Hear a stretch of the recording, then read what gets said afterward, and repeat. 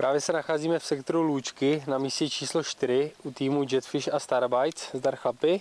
Ahoj. Ahoj. Tak jak ste spokojení s vylosovaným místem?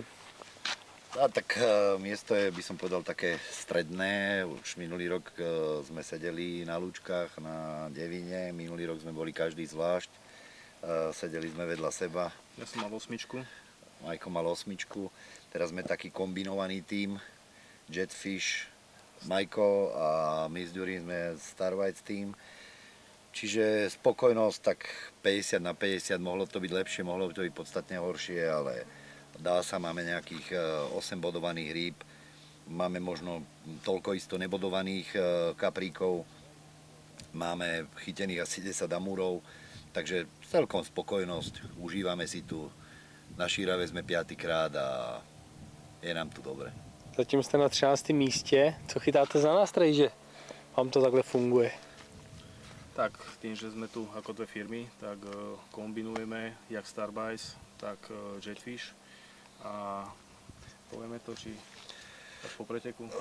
Po preteku povieme na nejaké návraty a nástrahy, ale v podstate, tak jak povedal Majko, kombinujeme to obidve firmy dokopy a každý si chytáme, dá sa povedať, svoje. Ale chytáme popri tom tímovo.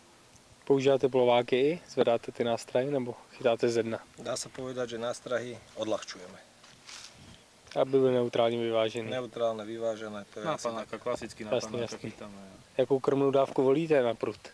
Tak tým, že máme silného suseda, máme Češa vedľa seba, tak trošku sme prikrmili trošku viacej. Možno to je trošku aj vidieť. A že sa tá ryba, keď aj prišla, u nás zastavila. A držíte si ji tady. Keď nám nabehla, tak nerobili sme že jedného kapríka a 5 hodín nič. Keď nám ryba prišla, tak sme tí zábery robili, dá sa povedať, každú hodinku a tak, že dala sa podržať.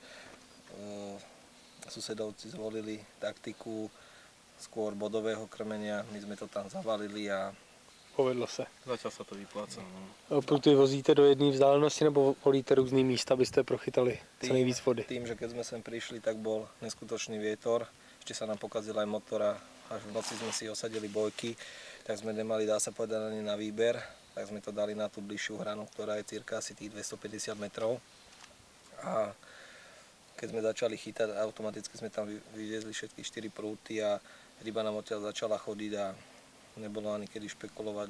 Nemali sme ani dôvod meniť, že ďalej, bližšie. Zábery sme robili, aj keď sme robili nebodovaných kapríkov, alebo aj amurov, ale boli medzi nimi aj bodovaní kaprí, takže ostali sme pri tejto taktike a už to možno ani meniť nebudeme. Zeptám se na poslední otázku, jak jste spokojený s organizací závodu? Tak už na Zemplínskom kaprovi sme 4. rok.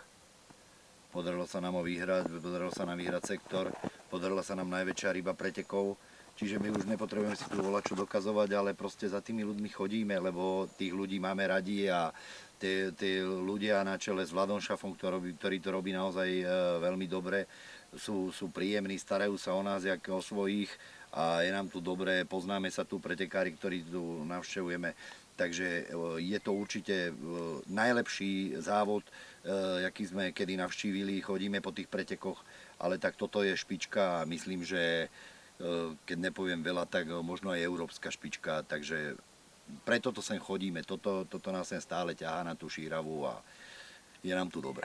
Musíme jenom souhlasit. Co říkáte chlapi na online ze závodů?